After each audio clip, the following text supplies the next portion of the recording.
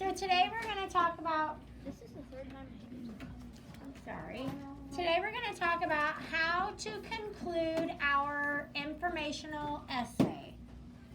How to write that conclusion. Before we fill out these notes, I want you to turn back into your writing journal to page,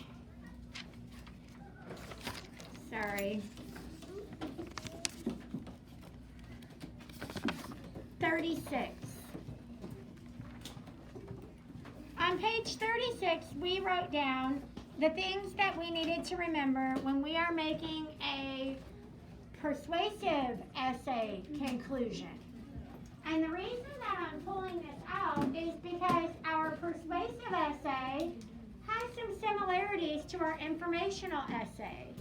They're both based on things that we are reading. They're both based on text that we have read, and they're both true information. Okay, now they're different because a persuasive is you're trying to convince someone else to have the same opinion as you, and an informational is just strictly just giving facts and details. But some of the format is the same. Remember, we had a thesis in both. We wrote 5 paragraphs for both. We used details from the text for both. So I want to review what we did when we wrote our persuasive conclusion. Again, this is on page 36.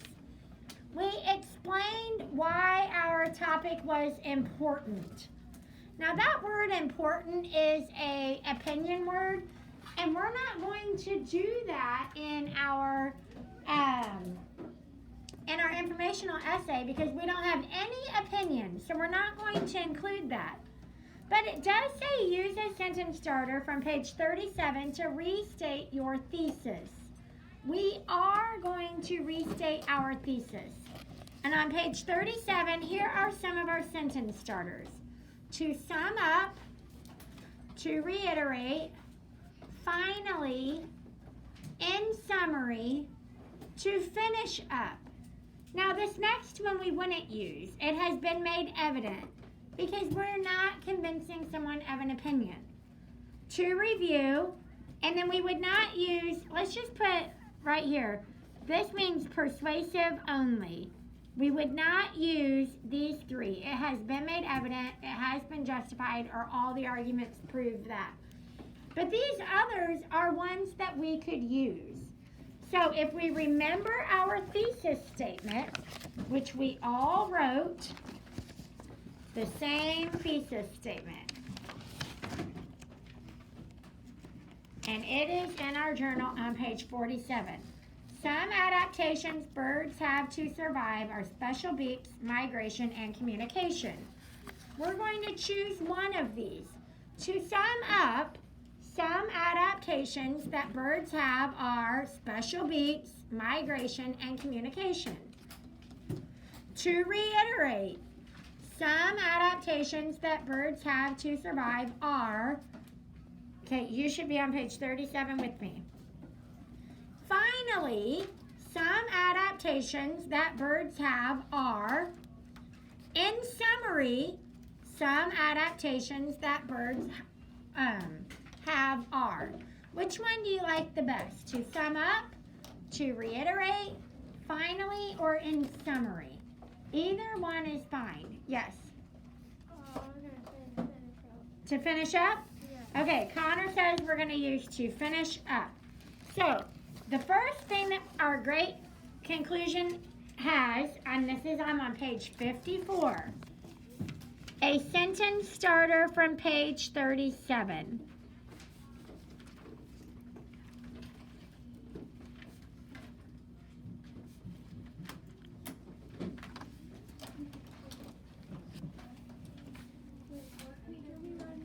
I'm on page 54.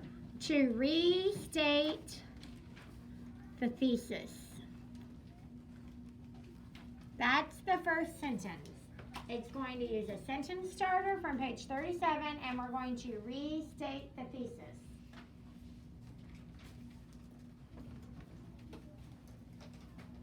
Okay, Brady, you'll need to probably sit down and just take some notes. Okay, what else did we have back here on our persuasive? Explain why it is important. We said we're not using that one. This is still true. We never address the reader. In our concluding paragraph, we will have nothing that sounds like, I hope you liked my story about birds. That's all I know about birds. That's all I have to say about birds. We know that's all you're going to say because it's the end of your essay. Maybe sometime you can write a story about birds too. We never talk to the reader during our conclusion, ever. Okay. No new information.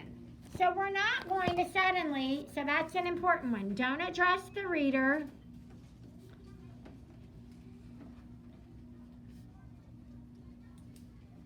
No new information. So we're not now going to go back and say,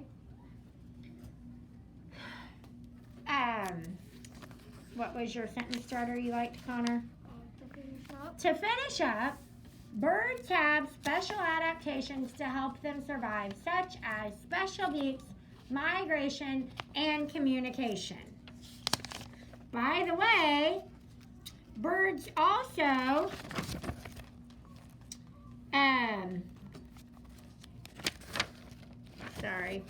by the way, some birds have strong curved beaks, and I didn't talk about those, so I'm going to talk about them now. Would that be a good thing to put in my concluding paragraph? No. We're not putting any new information. So we restate our thesis, we don't address the reader, and then we could make like a statement like, birds are amazing animals with many great adaptations that help them to survive. Okay? Or birds are interesting animals that have many adaptations to help them find food and keep away from predators. Okay? But we're not adding new information. Okay? So, we need some sort of summarizing sentence here.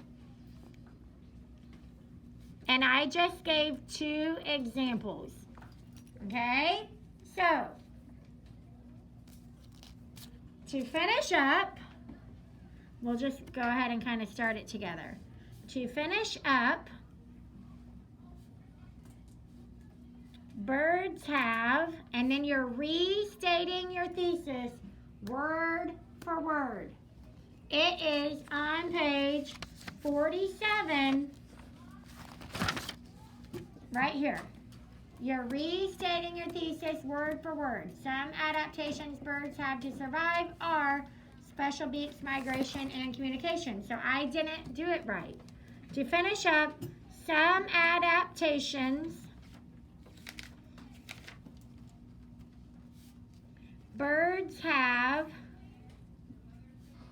to survive are special beaks, and remember on our thesis we always put a comma. Special beaks, migration, and communication. Now, I need some sort of summarizing sentence.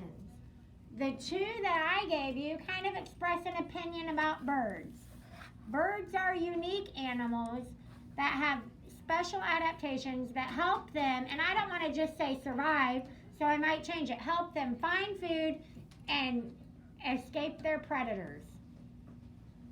Okay? Or I might say, birds are amazing animals that have many different tools to help them survive in their environment. Okay? What should we say? What's a good summarizing sentence? Tell me what you like. Birds are what? What adjective do you want me to use to describe them? Unique, amazing, special. Well, let's not use special. We already have special in our thesis. Awesome. Amanda? Amazing. Amazing. Okay. Birds are amazing what? Animals, creatures,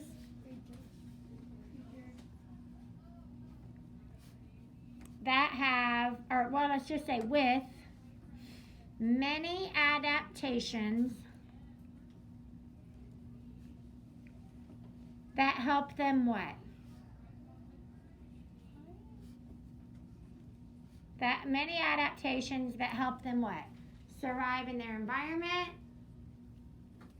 escape their predators and find food. What do we want to say? Gage? Escape the wild.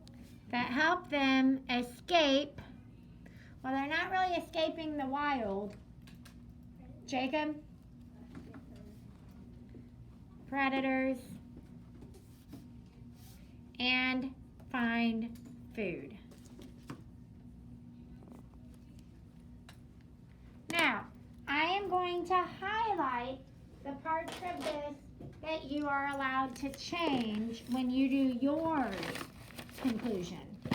You may change this. You may go to page 37 and find a different sentence starter. And you may change this. But you may not add any new information and you may not address the reader. This sentence needs to be the same. Okay? And then remember that you're supposed to have a text feature. It can be a picture, it can be bold print, it can be a map, it can be underlined words, it can be a little glossary defining some of the words, but you have to have at least one text feature. Nora. Can we save the birds amazing creatures and You can. I'd like for some people to experiment with changing that. Okay. I think Hunter, his text feature was that he had headings for each of the 3 different adaptations he was talking about. Okay, so you can do that. Now, girls, you should still be in your seats. Something else I want to remind you of. You need to use at least 2 transitional phrases. One in the first body paragraph, which is the second paragraph, and one in the third body paragraph. Your first and third body paragraph need a transition phrase. Are there any questions? I would think that most of us could have this finished today. Everyone should be done with the 4 questions, 4 paragraphs. And we should be able to finish this last paragraph. I've already done half of it for you today. Are there questions? Okay, then let's get out our Chromebooks. And also don't forget, you have to have your text feature. And when you are finished, we can print it off.